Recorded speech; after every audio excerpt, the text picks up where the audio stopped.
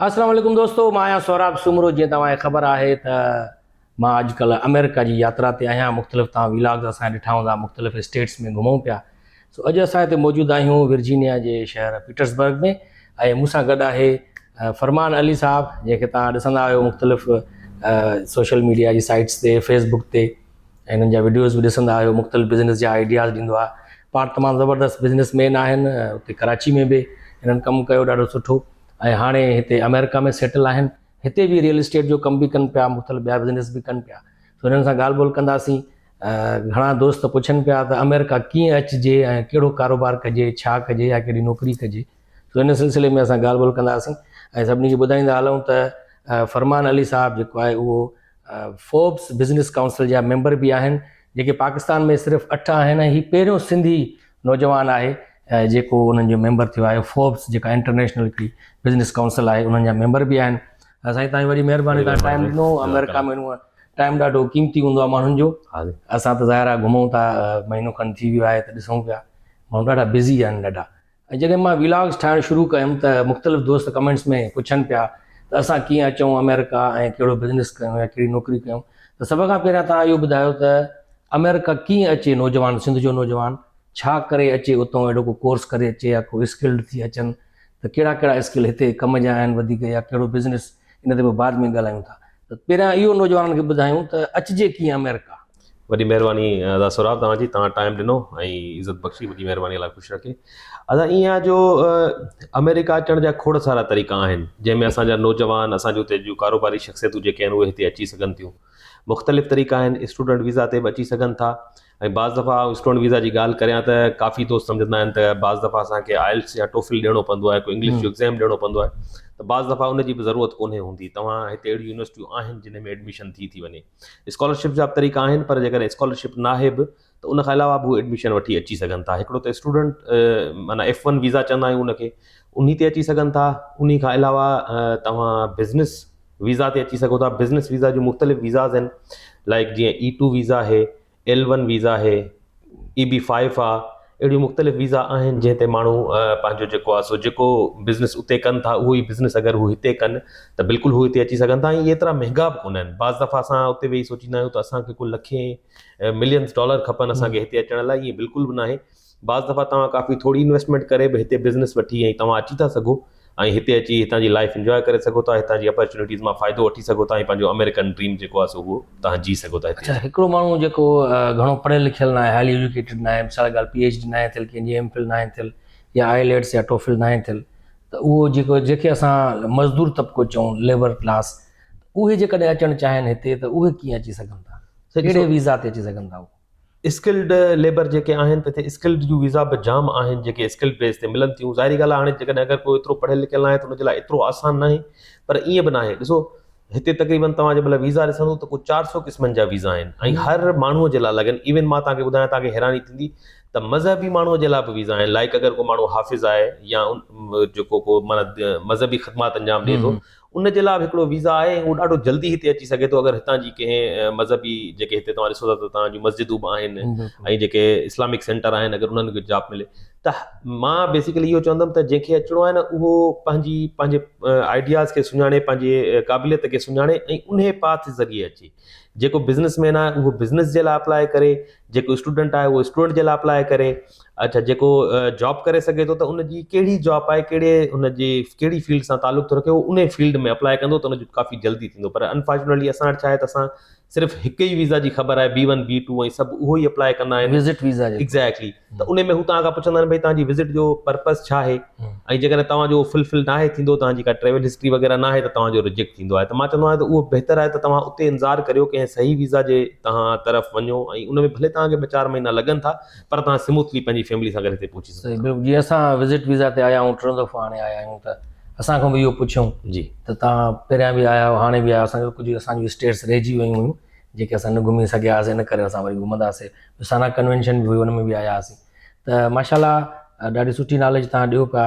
ऐं हाणे असांखे इहो ॿुधायो त हिते जेके बिज़नेस आहिनि, कहिड़ा कहिड़ा कामयाबु बिज़नेस आहिनि, उन ते पोइ असां बाद में हिकिड़ो एपिसोड वाइज़ कमु कंदासीं मुख़्तलिफ़ बिज़नेस ते। पहिरियां ॿुधाए वञो त कलेक्टिवली जेके हिते बिज़नेस आहिनि, कहिड़ा कहिड़ा कामयाबु बिज़नेस आहिनि अमेरिका में। साईं ॾिसो, अमेरिका त हिकिड़ो दुनिया लेवल ते बिज़नेस अपॉर्चुनिटीज़ जो हिन खां वधीक को मुल्क कोन्हे लैंड ऑफ अपॉर्चुनिटी चवंदा आहिनि Exactly. हिनखे। जी। दुनिया जा जेके तव्हांजा अक्सर ॿुधाईंदो आहियां दुनिया जा सभिनीनि खां वधीक जेके अरबपति माण्हू आहिनि या मिलियनियर या बिलियनियर चयो उहे तव्हांखे हिन मुल्क में मिलंदा ऐं उनजी वजह इहा आहे हिन मुल्क में उहे तव्हांखे छो था मिलनि उनजी बेसिक वजह इहा आहे त हिते सिस्टम अहिड़ो ठहियलु आहे ही हिकिड़ो सिस्टम जो कंट्री आहे हिन में अहिड़ा सिस्टम ठहियल आहिनि जेकॾहिं तव्हां हिकिड़ो बिज़नेस विजन रखो था त तव्हां सुकून सां हिते अची सघो था ऐं तव्हांजो अगरि बिज़नेस आइडियाज़ तव्हां वटि आहिनि त हीउ मुल्क तव्हांखे सपोर्ट करे थो न सिर्फ़ु तव्हांखे ग्राउंड ॾिए थो बल्कि हिन जा जेके क़ाइदा क़वानीन आहिनि उहे तव्हांखे हेल्प कनि था हिननि जूं बैंक्स तव्हांखे हेल्प कनि थियूं त हिननि जा जेके लॉज़ एंड रेगुलेशन आहिनि तव्हांखे हेल्प कनि था बाक़ी ॾिसो मुख़्तलिफ़ माण्हू मुख़्तलिफ़ बिज़नेस सां तालुक़ु रखनि था असांजो एज़ ए सिंधी आऊं तव्हांखे ॿुधायां त असांजे सिंधी माण्हू जो कारोबार जे तरफ़ लाड़ो घटि आहे हेॾे बि घटि आहे पोयां बि घटि आहे हो बिज़नेस तरफ़ घटि वञनि था पोइ उनजे पोयां छा आहे या असांजे ज़हन साज़ी जेका बचपन में थिए थी उहो टिजनि था कारोबार खां यार नुक़सानु थींदो आहे पर ईअं बिल्कुलु बि न आहे जॾहिं तव्हां हिते अचो था त हिते खोड़ तरह जा नंढे खां वठी तव्हांजा वॾा बिज़नेसिस हिते आहिनि जीअं तव्हांजा गैस स्टेशन्स आहिनि जीअं तव्हांजे गाॾियुनि जा कारोबार आहिनि खोड़ माण्हू उतां चांवर हेॾां मोकिलीनि पिया उन खां अलावा तव्हांजा अलाह तव्हां भलो करे रेस्टोरेंट्स आहिनि रियल एस्टेट जो बिज़नेस आहे उन खां अलावा बार्बर शॉप आहे उन खां अलावा तव्हांजी प्लम्बिंग जा बिज़नेस आहिनि कार जा बिज़नेस खोड़ सारा बिज़नेस आहिनि इवन तव्हां अगरि घटि में घटि $20,000 बि अगरि तव्हां वटि आहिनि अगरि तव्हां हिते हुते आहियो त तव्हां हिते बिज़नेस स्टार्ट करे था सघो अच्छा $20,000 ते बि जी बिल्कुलु करे था असां सघो अगरि पाकिस्तानी त मुंहिंजे ख़्याल में इहो 60 लख रुपया थींदा जी तक़रीबन 50-60 लाख रुपया थींदा 60 लख रुपया पाकिस्तानी जी ऐं हिते 20,000 रुपये सां कारोबार करे सघंदा मिसाल ॻाल्हि अगरि माण्हू कोई नथो अची सघे हिते हुनखे वीज़ा न आहे अच्छा उतो वेही करे बि हिते कारोबार करे सघे करे सघनि था भई जेके ॾिसो असांजा दोस्त गल्फ में वेठा आहिनि यानी तव्हां UAE में ॾिसो कतर में ॾिसो ओमान में ॾिसो कुवैत में ॾिसो गल्फ जेको पूरो आहे उतां हितां ॾाढो सामान वञे पियो ऐं काफ़ी अवेयरनेस ॾींदो आहियां जीअं तव्हांखे मां ॿुधायां त हितां लैपटॉप्स वेंदा आहिनि हितां जेके TV आहिनि उहे वेंदा आहिनि हितां जेको आहे सो तव्हांजूं गाॾियूं वेंदियूं आहिनि उतां शयूं हेॾां ईंदियूं आहिनि UAE में बिल्कुलु UAE ॾिसो UAE दुनिया जो हब आहे न पाकिस्तान मेन शइ सम्झो अगरि तव्हां चांवर खे वठो त थाईलैंड मां अचे थो इंडिया मां अचे थो पाकिस्तान मां अचे थो उहो डायरेक्ट नथो अचे उहो ईंदो आहे पहिरियां UAE में हुननि जो पोर्ट आहे उतां वरी पोइ हू माना मुल्क कंदा आहिनि USA UK ईअं ई जेको हितां सामान वञे पियो उहो बि पहिरियां UAE वेंदो आहे उतां खां पोइ हू री एक्सपोर्ट थींदो आहे दुनिया जे मुख़्तलिफ़ मुल्कनि में त जेके हिते नथा अची सघनि उहे उतां खां वेही करे अमेरिका सां कारोबार ऐं खोड़ माण्हू कनि पिया माण्हू उतां मोकिलीनि पिया शयूं हितां शयूं घुराइनि पिया उन ते प्रॉफिट कनि पिया न सिर्फ़ु इहा ॻाल्हि ऐं उतां वेही ज़रूरी न आहे त तव्हां अमेरिकन नेशनल हुजो या तव्हां वटि ग्रीन कार्ड हुजे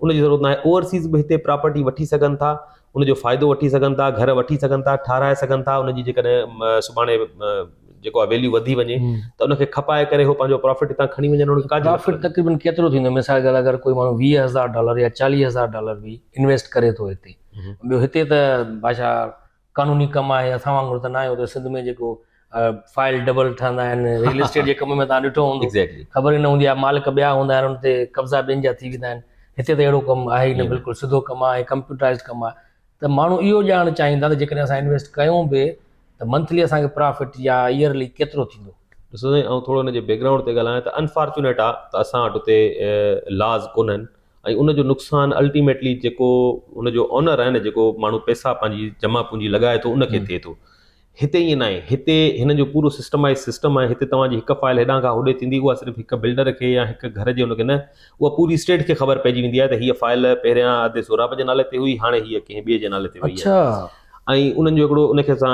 MLS चऊं था मल्टीपल लिस्टिंग सर्विस जेके बि प्रॉपर्टीज़ आहिनि उहे उन में लिस्ट थियनि थियूं ऐं उन मां ई सॼी ट्रांज़ेक्शन थिए थी हिते तव्हां कंहिंसां कूड़ नथा हणी सघो त हिकिड़ी अगरि प्रॉपर्टी अगरि लख जी आहे त ईअं नथा चई सघो त यार मां तव्हांखे ॾियां त यार मूंखे 1.5 में थी मिले ऐं मां हुन में 50,000 जो पंहिंजो टॉप हणां असां वटि चवंदा आहिनि त टॉप था हणनि एग्ज़ैक्टली उते काम आहे आम ॻाल्हि आहे इहा हिते ईअं न आहे हिते तव्हांखे अच्छा पर हिते तव्हांजी केरु ज़ाहिरी ॻाल्हि आहे तव्हांजा पैसा केरु खाई बि नथो सघे सॼो बैंकिंग जे थ्रू ऐं हिननि जो जेको सिस्टम आहे उनजे थ्रू सॼियूं ट्रांज़ेक्शन थींदियूं आहिनि त हिते इवन तव्हांखे मां तव्हांखे अगरि ॿुधायां हैरानी थींदी तव्हांखे अगरि तव्हां को घर खपायो था त तव्हांखे हिकिड़ो डिस्क्लोजर ॾियणो पवंदो आहे त भई हिन घर में कहिड़ा कहिड़ा डिफेक्ट आहिनि ऐं अगरि तव्हां उहो डिस्क्लोज़ न कयो फर्ज़ु कयो तव्हांजे घर में को डिफेक्ट हुयो जेको तव्हांखे ख़बर हुई ऐं तव्हां डिस्क्लोज़ न कयो उहो 10 साल बि ज़ाहिर थियो तव्हांजी गिची में अच्छा यस त तव्हां इहो नुक्स छो न ॿुधायो यस जेको असां ॿुधंदा आहियूं अक्सर त तव्हां शइ खपायो असांजे दीन में आहे त हुनजो नुस्ख़ो पहिरियां ॿुधाए पोइ ॾियो। पहिरियां ॿुधायो हिते ईअं आहे त तव्हांखे उहो प्रॉपर डॉक्यूमेंट में डिस्क्लोज करणो आहे, इहो गवर्नमेंट जो लॉ आहे। ही शयूं हुन में आहिनि, किथां छित वहे थी या किथां टाइल थोरी टुटल आहे,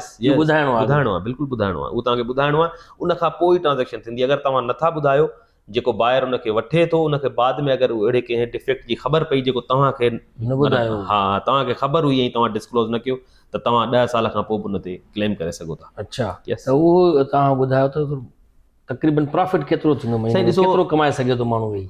डिपेंड थो करे। अगरि तव्हां रियल एस्टेट जी ॻाल्हि करियो त हिते नॉर्मली सम्झो 50,000 ताईं बि घर मिली थो वञे, 55,000 ताईं। उनखे असां डिस्ट्रेस्ड प्रॉपर्टीज़ चवंदा आहियूं।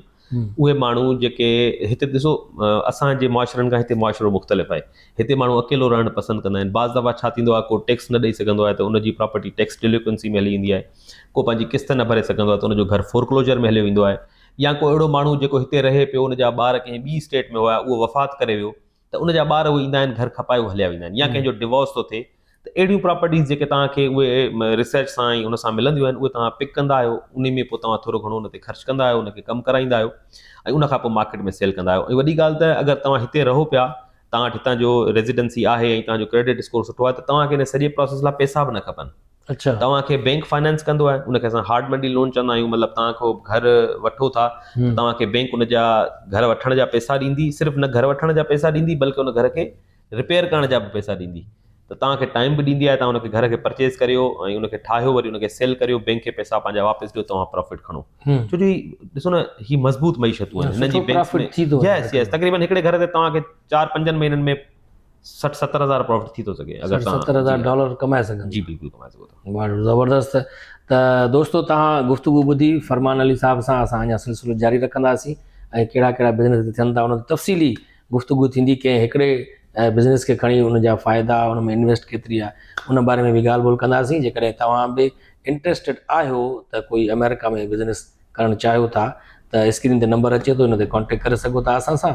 ऐं फरमान अली साहब जो तव्हांखे मिलाईंदासीं, मुलाक़ात कराईंदासीं। तव्हां उते वेही करे बि कारोबार करे सघो था। जेकॾहिं तव्हां हिते अचणु चाहियो था त अची करे बि कारोबार करे सघो था। ऐं हिकिड़ो बिल्कुलु एतमाद जोॻो इदारो बि आहे। 21st सेंचुरी, मुंहिंजे ख़्याल में सेंचुरी 21 जी, हा बिल्कुलु, सेंचुरी 21 लाइफस्टाइल जो रियल एस्टेट जो हिन जो कारोबार आहे। ॿिया बि घणा ई कारोबार आहिनि। सो असां सां राब्तो ज़रूरु कजो। ऐं वीडियो, ही पॉडकास्ट तव्हांखे कीअं लॻो, इन बारे में बि कमेंट ज़रूरु ॾिजो। ईंदड़ पॉडकास्ट ताईं मूंखे ॾींदा इजाज़त। अल्लाह हाफ़िज़।